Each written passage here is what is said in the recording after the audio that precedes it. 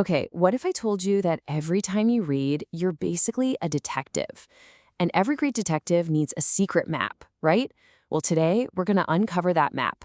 We're going to dive into a tool that's so powerful it turns confusing jumbles of words into a crystal clear path, helping you read and, yeah, even write like a total pro. Oh, you know the feeling. Come on.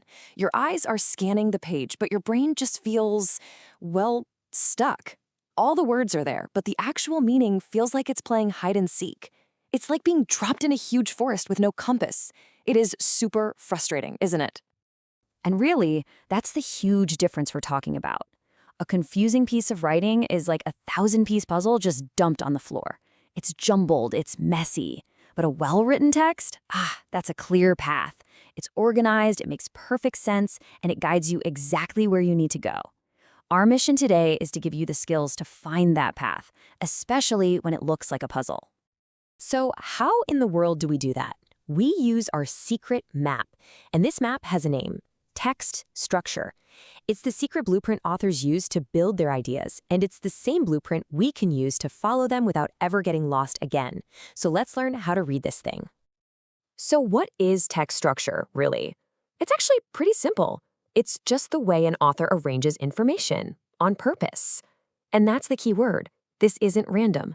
A good writer is choosing a specific layout to guide you, the reader, and make their message as clear as possible. They are literally building a path for you. So why should you care? Why does this map even matter? Well, because understanding it is basically a superpower, for real. You can finally understand the real message the author is trying to send. You can even start predicting what they're going to say next.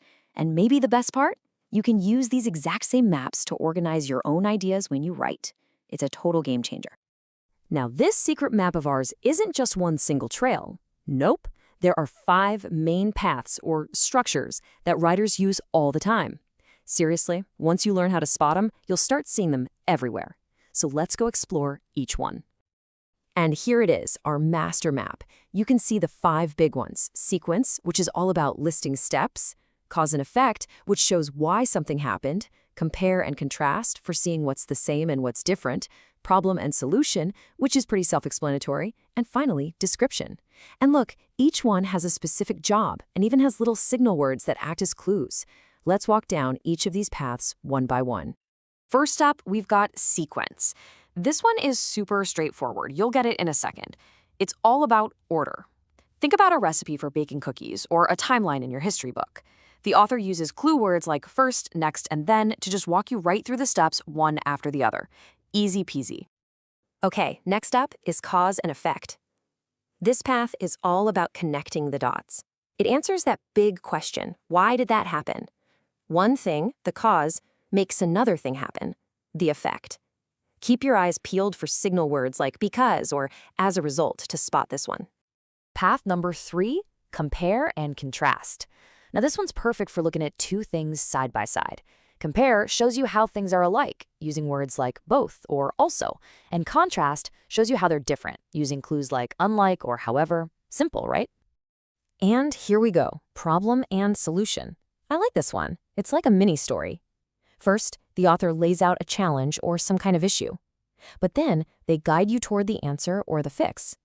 It's a really helpful structure that takes you from a tough spot to a resolution.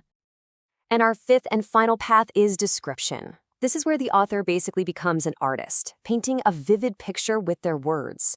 They zoom in on a topic and just give you all the juicy details, using phrases like for example and such as to add all that awesome color and depth. Okay, you've seen the map. You've walked all 5 paths. Now, it's your turn. Time to put on those detective hats and see if we can solve a couple of quick cases. You ready for this? Let's do it. All right, detective. Case number 1. Read this sentence carefully. It's talking about how a tornado gets started. Think about what's happening. One thing is leading directly to another thing. So what do you think? Which of the 5 paths is the author using here? And more importantly, can you find that signal word, that little clue that just gives it all away? Take a second. Think about it. And the answer is cause and effect. Did you get it? That phrase, as a result, is the giant flashing neon sign. It directly connects the cause, that mix of warm and cool air, to the effect, which is the spinning tornado. Awesome job! Okay, you ready for one more? Case number 2.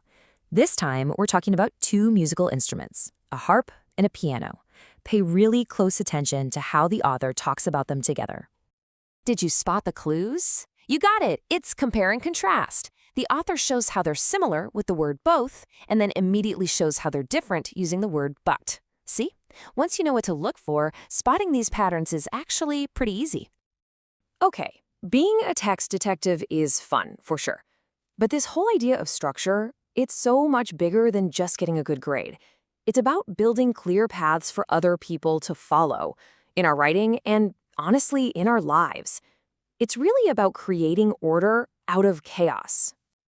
You know, this idea of order is so important. There's this incredible piece of wisdom that says everything should be done in a fitting and orderly way. When we communicate with structure, we're not just moving words around. We're actually helping other people understand. We're showing that we care about them. I just love this. Truth walks best on clear ground. Think about that. Jumbled, confusing words, they can hide the truth, right? But when we lay our ideas out clearly, when we build that smooth, easy-to-follow path, the truth can shine through so much more powerfully. And what's really amazing is that these text structures are all over the place in the Bible. The book of Psalms, it's filled with beautiful description. Proverbs is packed with cause and effect. If you do this, then this will happen. And the Gospels, they often tell the story of Jesus' life in a sequence. How cool is that? God himself uses order to make his truth clear and beautiful for us. So, as we get ready to wrap this up, let's just lock in on the one big idea, the wisdom you can take with you on your journey as a reader, a writer, and just a communicator. So please, remember this. When you use structure in your writing and speaking, you're not just organizing words. You are creating clarity. You're turning a frustrating puzzle into an inviting path. And when you do that, you're making it easy for others to walk with you towards understanding. You're not just getting smarter, you're building bridges for truth, and you're bringing peace of mind to yourself and everyone you talk to. Now that is a real superpower.